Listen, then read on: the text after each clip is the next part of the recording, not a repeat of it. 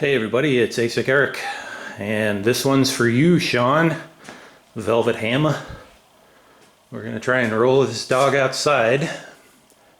I haven't used this winch since the car came off the rotisserie, so years ago. Hopefully it still works.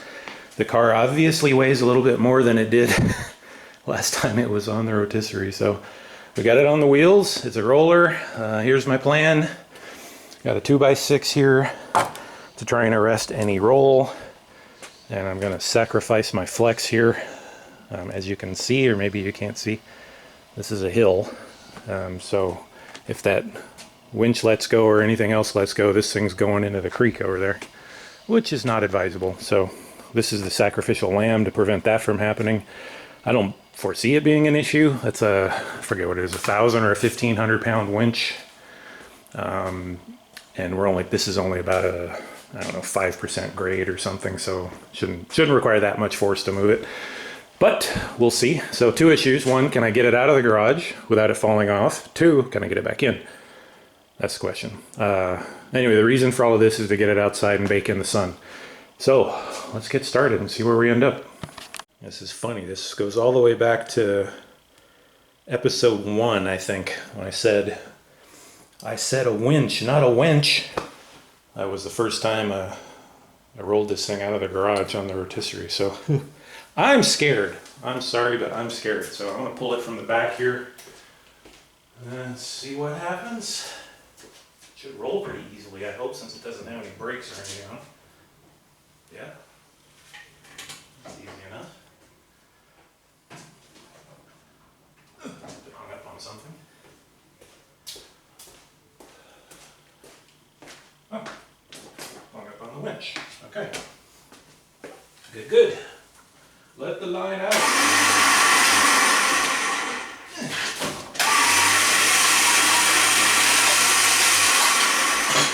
And we're going to do just a little bit at a time here. Little bit at a time. Make sure everything's clear over here.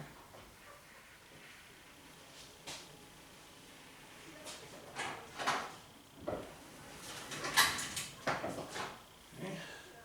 So far so good.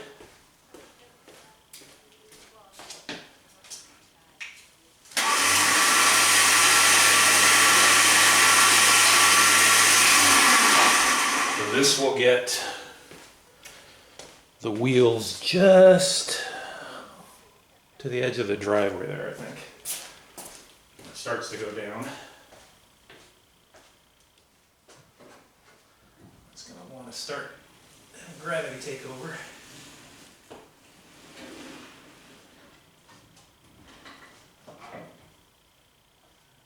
There.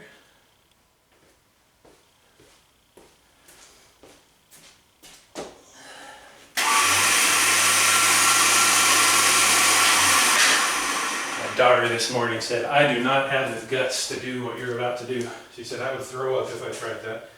And I'm pretty close. Alright, I can't put myself between the car and the flex now.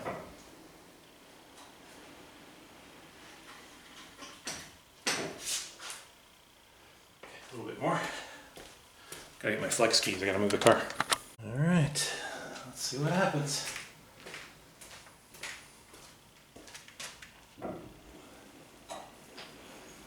There's the driveway right there. Ooh. That thing started to take off. Did you see that? So that 2x6 works, but it can't have a rolling head start.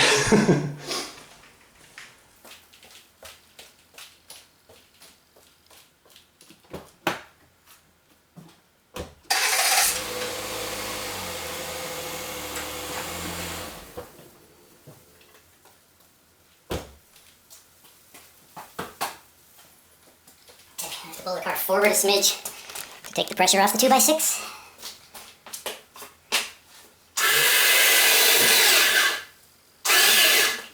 That verifies it can at least pull it that far.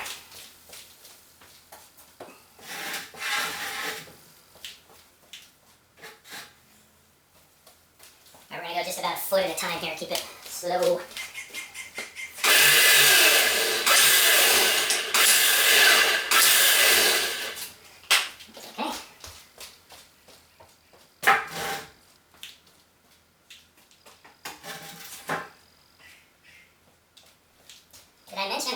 cracking this is.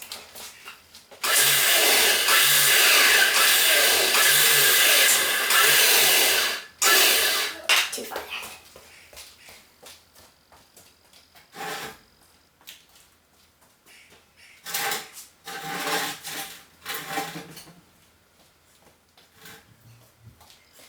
There we go. 2 feet this time. Ish.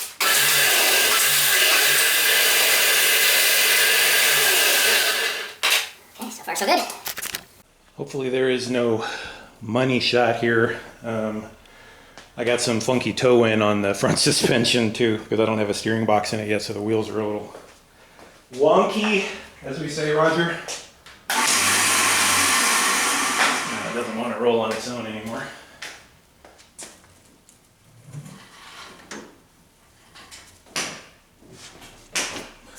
Almost.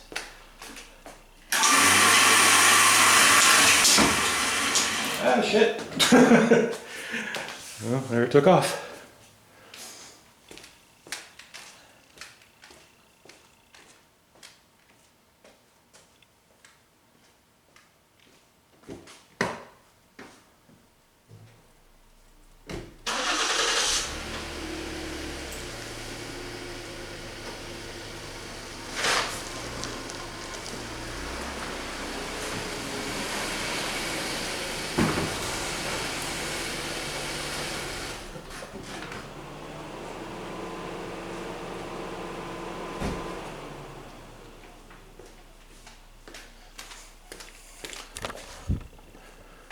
Alright, well, it went right over my 2x6. So there's clearly a lot of gravity there now. I shouldn't have to guide it down anymore. It should just go of its own accord. Alright, so for everyone in this is a complete respray camp. I may have overplayed the damage on this car. I'd like you to get a look at it out in the sun here. It's the first time I've seen it out in the sun. The trunk has a lot of that black crap in it. And I can see something like that.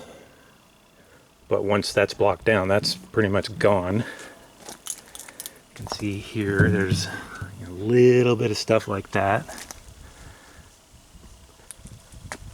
And that place where I got that run is actually, or the drip, is actually not that bad. You can see a little outline right there, but not much. So, I venture to say, if you saw this car at a car show, you wouldn't know there was anything wrong with it.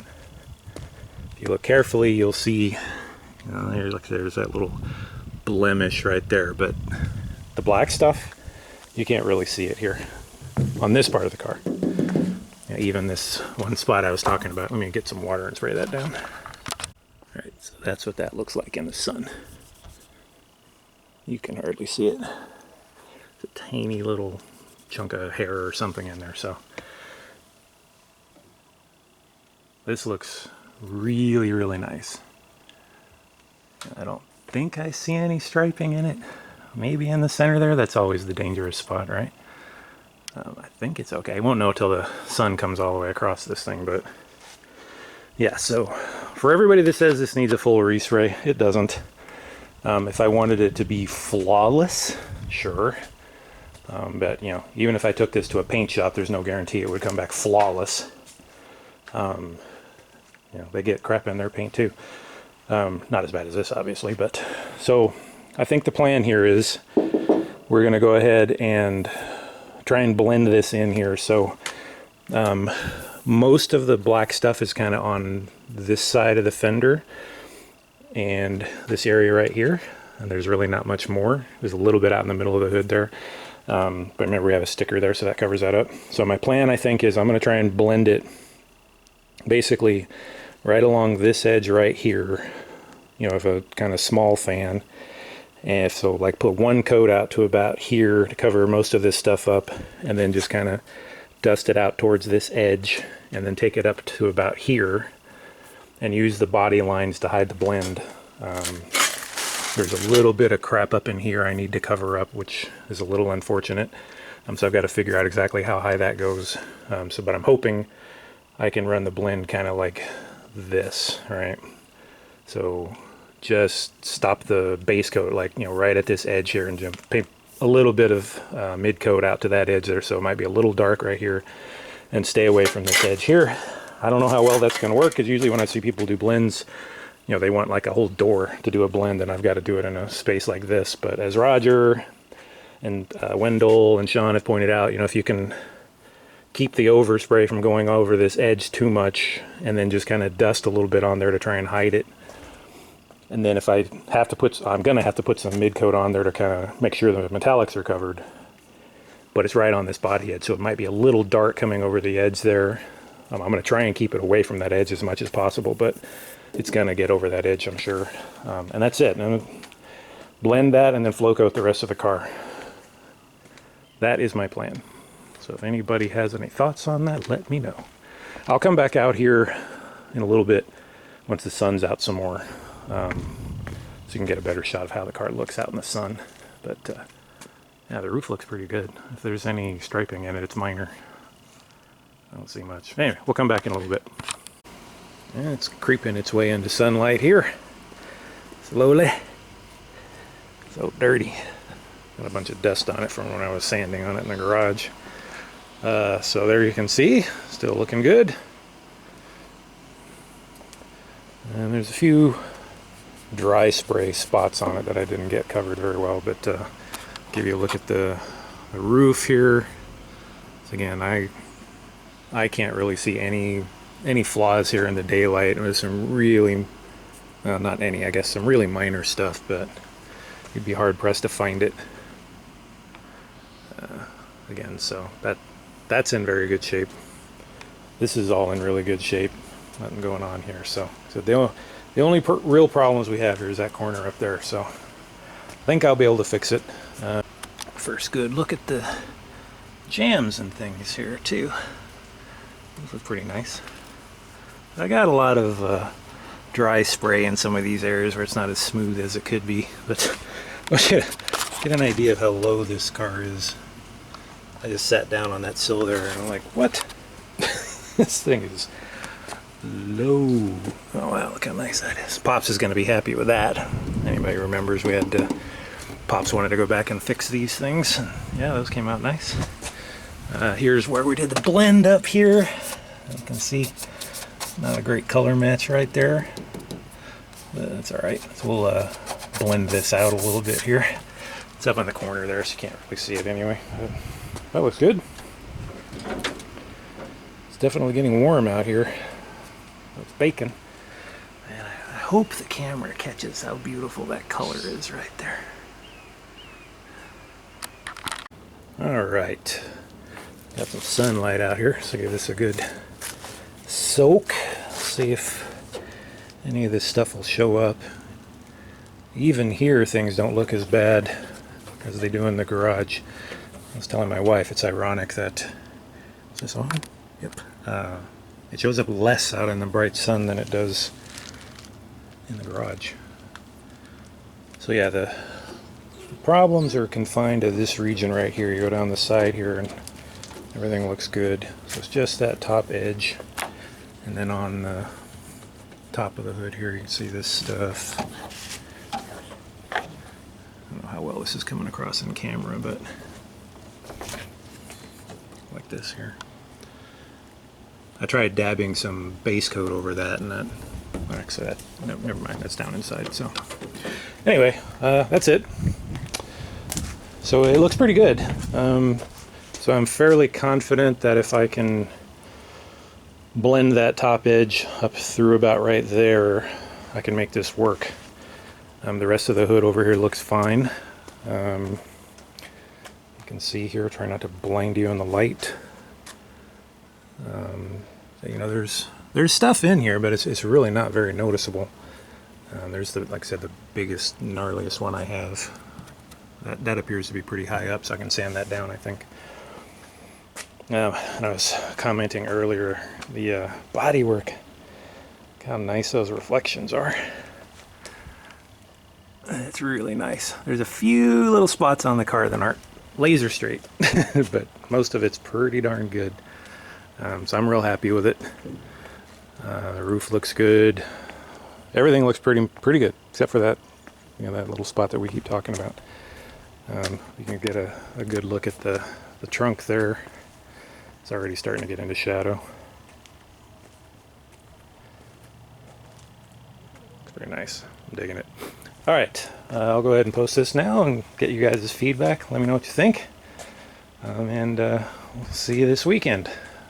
Later.